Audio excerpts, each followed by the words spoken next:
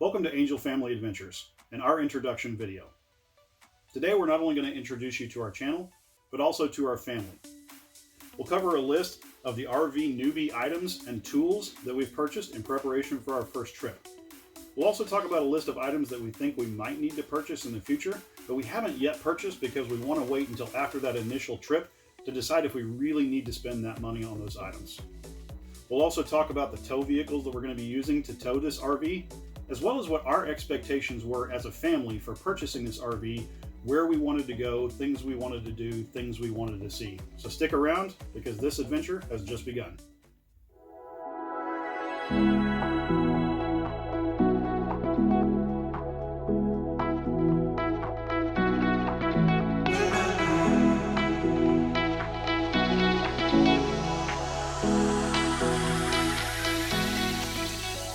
I mentioned that the first part of this video would be an introduction to our channel, and what better way to do that than to introduce the family.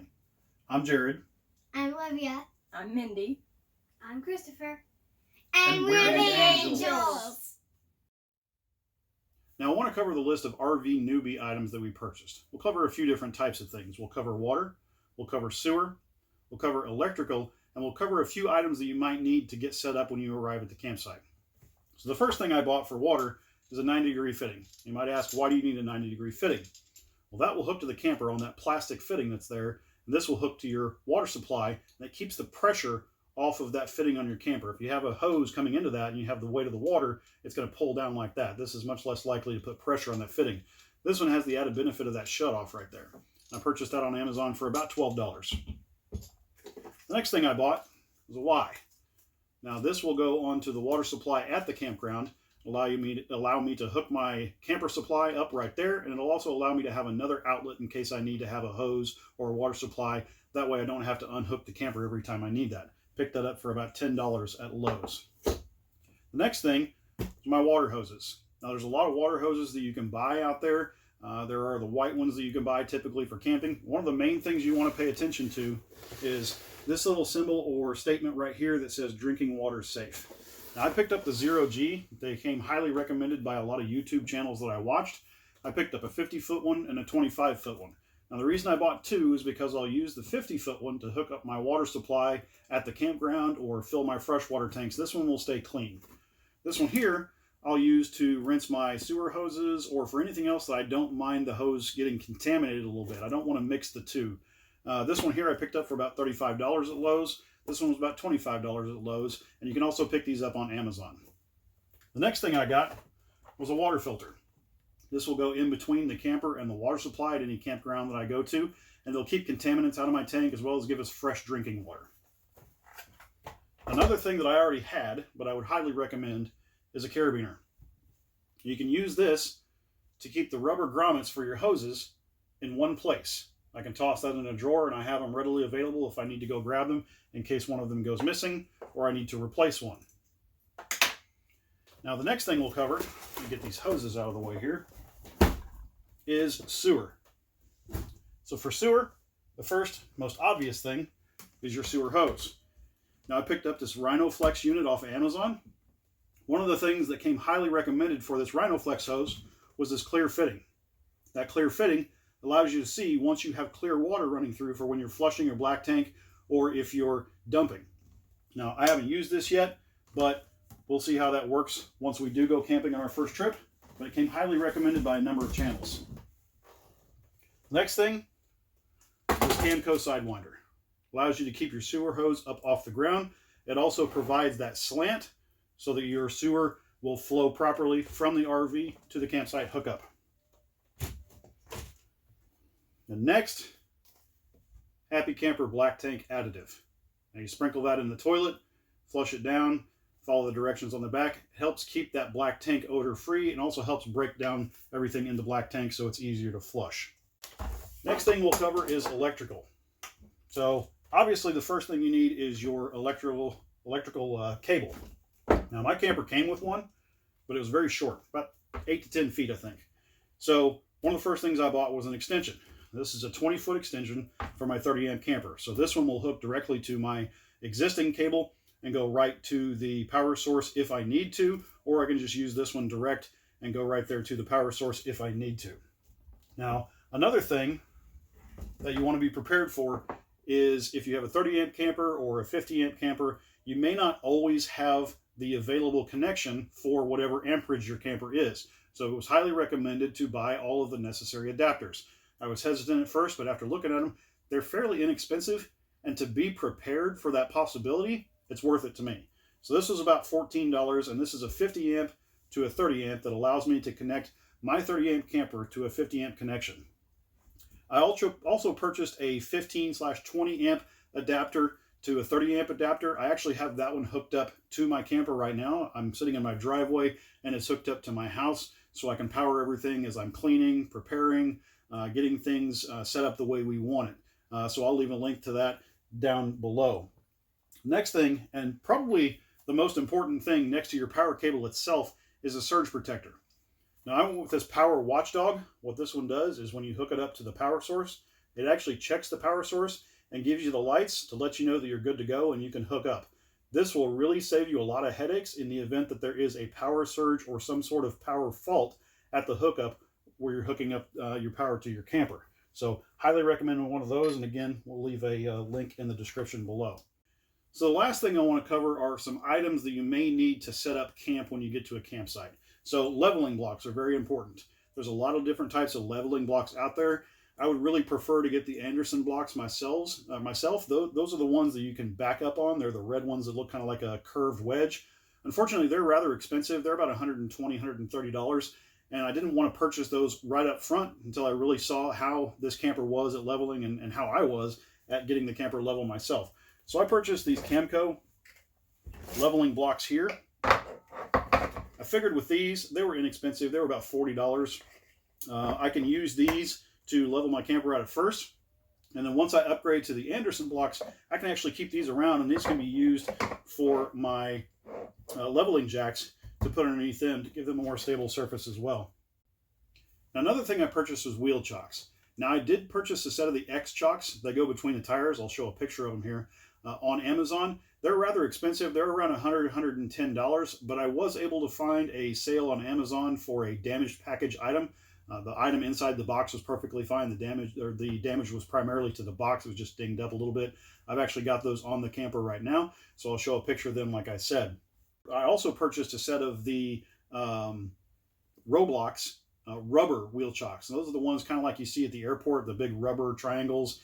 I purchased those just kind of as a safety backup. I'll keep those in the storage compartment just in case I need them, but I do have them. So that pretty much covers the list of RV newbie items that we've already purchased. If you think there's anything that I've forgotten, feel free to leave a comment below.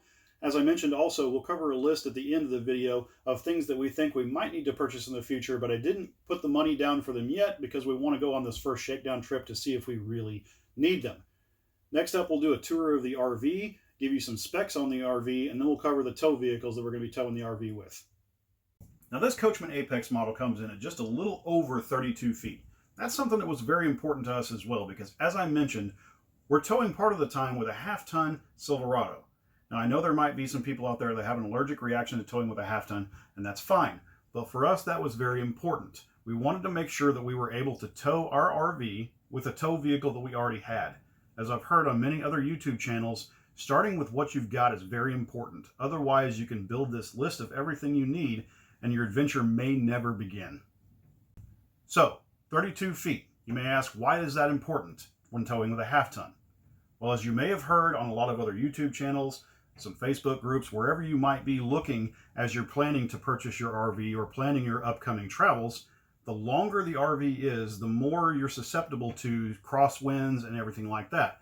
As I mentioned, towing with a half-ton pickup, we wanted to make sure that we had something that was big enough to accommodate everything we wanted to do, our family members, any friends that wanted to go with us, but also small enough that our half-ton pickup could control it if we had a situation where we got into crosswinds or anything like that. Now, we do have a weight distribution hitch set up on the pickup, as well as airbags on the pickup. Both of those combined allow us to adjust the vehicle to where it needs to be, to ride properly and tow properly, but still, you're towing a giant billboard behind your vehicle, so you want to make sure that you have something that your vehicle can control.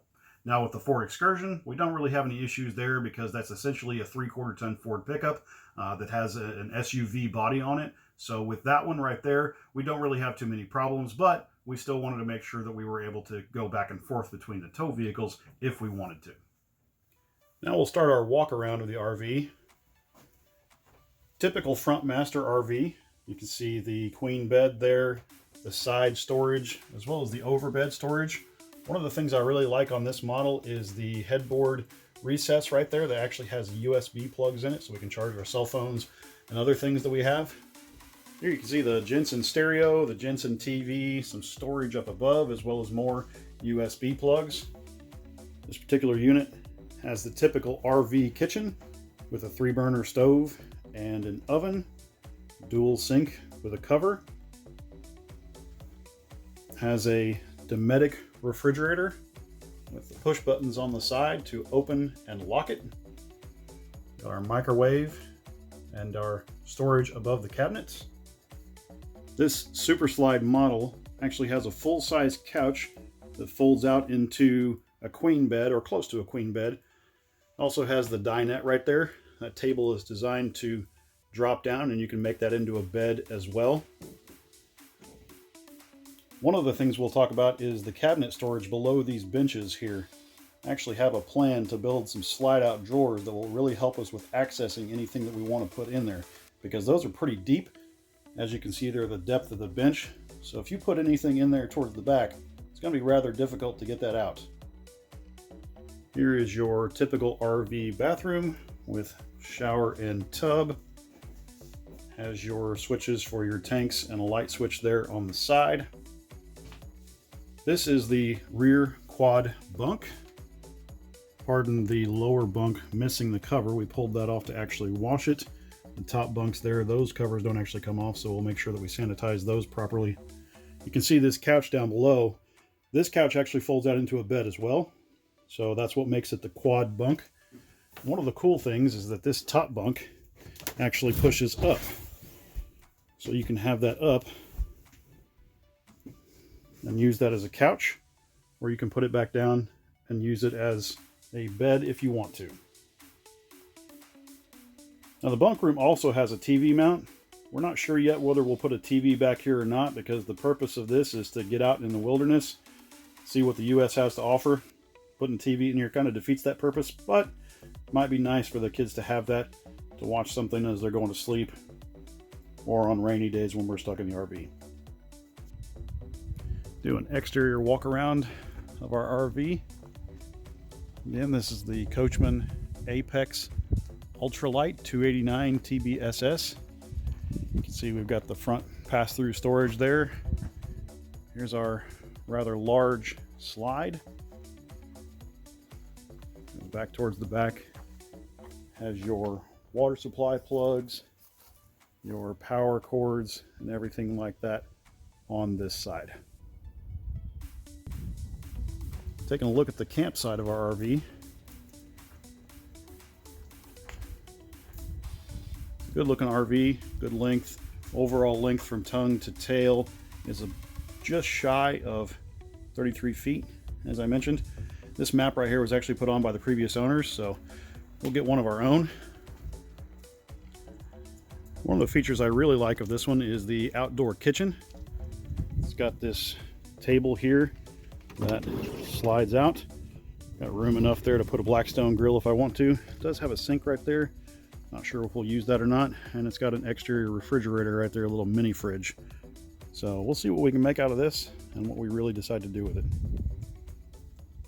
So another thing I wanted to do is to give you an overview of what our expectations were with purchasing this RV and what we wanted to do. Well, really, we wanted to get the kids away from the house, get them out of the video games, take them out to see what the United States has to offer, maybe even travel to Canada and Mexico once the COVID restrictions are lifted, but really take them out and make memories that'll last them a lifetime. You know, I have grand plans for things that I want to do with this RV. Hopefully they work out, but if not, then at least we'll be getting out and spending time as a family. So, Olivia, what are some of the things that you wanted to do? I want to see an Arctic fox and see mountains in the sunrise. Awesome. Christopher, how about you? So one of the things I wanted to do would be go fossil digging,